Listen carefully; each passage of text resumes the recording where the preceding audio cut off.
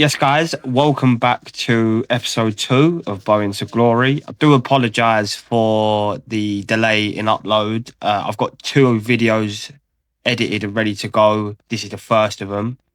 So I will get them 2 out this week and then I'll be up to date. As you can see, we started off by putting Bowen into a star in motion. As I said in the first episode, I found a chain to put him in star in motion. Then he goes to the inside creator, I believe it's called. So we're making our way to there. Also, decided to do a few of the upgrade packs, testing the luck, see if we can get a team of the year. Still haven't had any on the main account, which is a shame. I feel like EA really killed the team of the year grind this year. Multiple years I've got team of the years. It's just to the point now where they're becoming so hard to pack unless you are putting FIFA points in, which is not what we're doing. So jump straight into the tournament. As you can see, nice finish from Bowen. And this Bowen card's starting to get really good. The low driven plus was such a good idea to put on him as he's so overpowered on this game.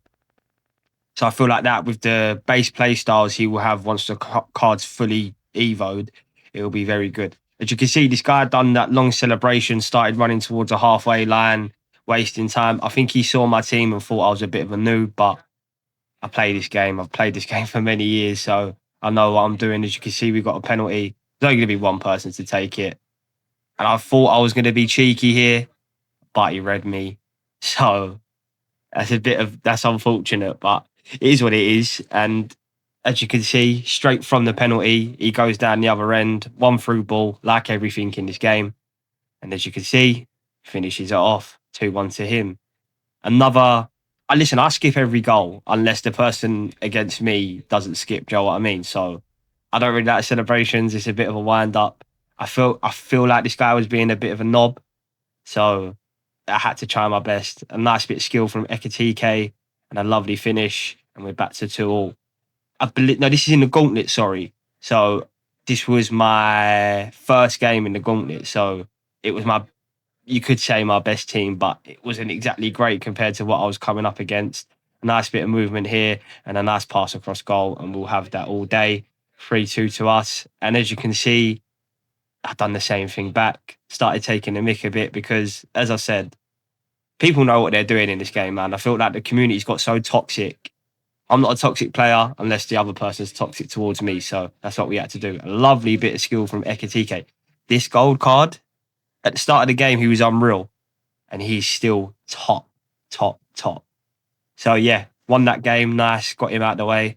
Into the second game. This is the team we're using. It's not very good, as you can see. All 3 of my teams were so bad in this gauntlet. So I just had to made sure I won all 3. And then it was just put the remote down, which I don't like. I don't agree with. I feel like EA should implement something where if you do win all 3, you get all the rewards instead of having to go into games, score 1 goal, and then pretty much rubber band it because everyone just wants to get the objective done. They need to fix a way. They need to put something in place where if you win, if you have a perfect round in a gauntlet, you get all of the rewards. And if you don't, and you struggle to win the gauntlet, 'cause it's not easy, then you can do the rubber band. But it's just a waste of time for people who are better at the game. But yeah, as you can see, we went 1-0 up and back to 1-1. Poor keeping. And we had a nice move here. Cherky, who, again, another gold card, who is so good. I had him at the start of the game. He's so unbelievable in this game. And then through to Giroud and a nice finish. Thank God I had some of these loan cards because I wouldn't have been able to do this gauntlet without the loan Giroud. I think I had a loan Henri in there as well. So I wasn't going to get nowhere without them. The teams I had prior to getting these loan cards were so bad. So it was nice to have him in the club and actually get some use out of the loan cards. Yeah, another through ball. Pereira's through and you're not going to catch her, which is there you go.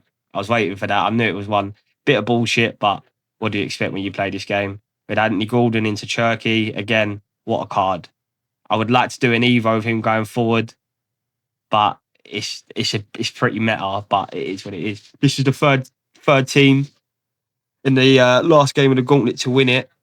So I can't think what this team is coming up. I'll see it. Let's have a look. Let's see what it is. when it loads through. The servers are so bad. This is during Team of the Year, obviously. The servers were awful. Let's see what he's got. Was this the what? Yeah, Allison, Dalot, Madueke, Saliba, Maino, Gerard, Gramales, Palmer. Yeah, so not the best of teams. I don't know how the matchmaking works in Gauntlet. Obviously, I'm only in Div 6 on this account. I think even Div 7 at this time. So we had a nice bit of work on the edge of the box into harder. I was just button mashing at this point, trying to create some space. Into Musiala and a lovely finish. 1-0 up. I just basically wanted to get all the rewards I could. I think I said it in the last video. I just need as much in the club as I can get to do some SBCs, get some players, get some fodder, and really get this team ready for champs next week. And then he goes straight down the other end, and we're at 1-0. Kickoffs are the bane of my life. I don't know what it is. I just can't defend from kickoff.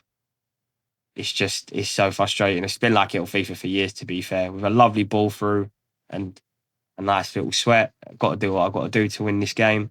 And then, yeah, back on the attack again. This right wing from PSG, honestly, he's a cult hero at this club after the performance in the final, or the final game. He will be remembered for a long time. Nice through ball.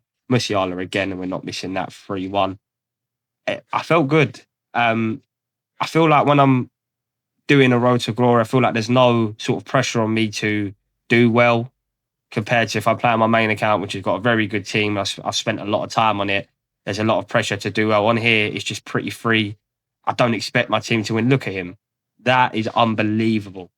He's a legend. But yeah, as I was saying, I feel like there's not a lot of pressure, which I'm hoping to take into champs, where I'm at the stage of like, yeah, I normally get 11, 12 wins on my main account. If I can get 9 to 10 with this team, I'll be over the moon.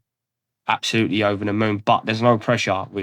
Anyone we sort of get in champs should be an upgrade in our team, and any coins we make will go a long way. So we've got the gauntlet done. It's then time to move on to the honourable mentions Evo. It's a bit better, but I went with Reinders. I haven't used any of his cards on Ultimate Team. I've come up against him a lot, and I thought, listen, I've got to go a bit meta. I do like him in real life, to be fair, so I haven't gone just because he's good in FIFA, but he's also very good. He's got the tiki-taka base, which is good. So we put him straight in, and we completed that. We was doing a few friendlies and stuff not offline, but off camera. I haven't got everything recorded. I then decided to press proven on him. Didn't think first touch was worth it, jockey or anything like that. I thought tiki taka and press proven is two good play style pluses to have, and he's already got great base play styles, which I forgot to mention. So that was another reason why I chose him. As you know, if you don't have the tiki taka, decisive pass, and ping pass for me, your player basically can't make a pass on this game. So it was an easy option for myself. And then yeah, we just had a few packs towards the end of the episode. I haven't had no luck, just fodder really, which is good. And there's a few cards on there, but I feel like the top tier SBCs are a bit out my price range at the minute. And the mid SBCs aren't really too good. So we'll have to see what we want to do going forward. We do actually get an honourable mention. Let it play through. As you can see, it's Inter Milan. Paredes again. I've pat Paredes so much during Team of the Year. It's not even funny. And yes, as you can see, Denzel Dumfries, who's actually got a very, very nice card, and go straight into the team. And I've played a few games with him. Obviously, I'm doing a voiceover here, and he is very, very, very good. So yeah, that was the end of the episode. This is how the team's looking at the end of episode 2. I did also get Valverde from an upgrade pack. I've lost a recording. But you're just going to have to trust me, as you can see, first owner. But yeah, that's how the team's looking, guys. Thank you for listening and watching, and I'll see you in the next episode.